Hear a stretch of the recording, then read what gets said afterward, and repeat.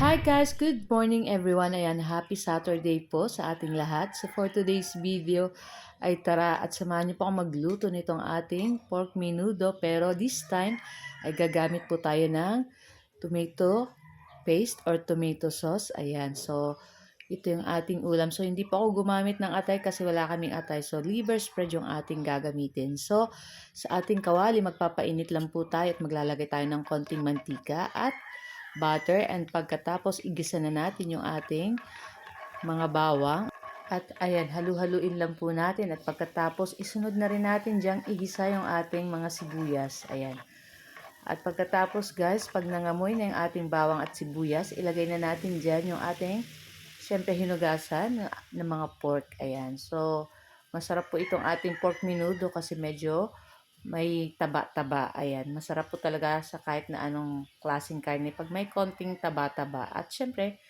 may mga laman. Ayan. At naglagay na rin po pala ako dyan ng asin at paminta para may sangkap na, may lasa na yung ating pork dyan. Ayan, sasangkotsahin lang natin itong ating pork. Ayan, hanggang lulutuin lang natin. So, tatakpan lang po natin itong ating pork dyan. Itong ating, para madaling lumambot yung ating pork. Ayan. So, lulutuin lang natin siya sa medyo mahinang apoy.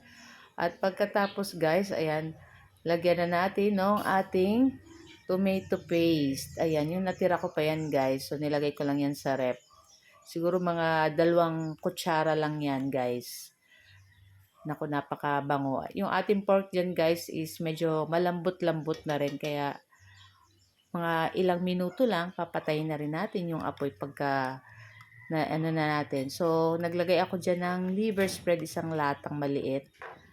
Kasi, mas masarap kung mayroon tayong atay sa ating pork menudo. Ayan. Kaya lang, wala ako ngayon. Ito lang ang meron ako, itong ating liver spread. Kaya, okay lang yan. Liver naman yan, guys.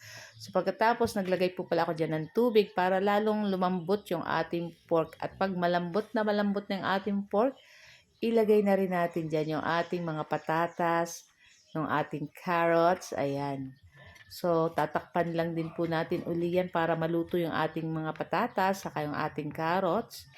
Ayan, napakadali lang naman po nitong lutuin at meron ka ng masarap na pork menudo.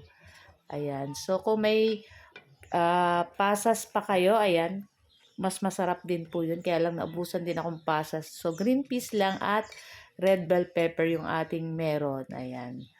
Okay lang po yan. Ang importante ay napakasarap naman itong ating ulam para ngayon sa ating pananghalian. So, ayan, at halu-haluin lang po natin iyan. Naku guys, ilang kanin na naman kayo mauubos natin ito.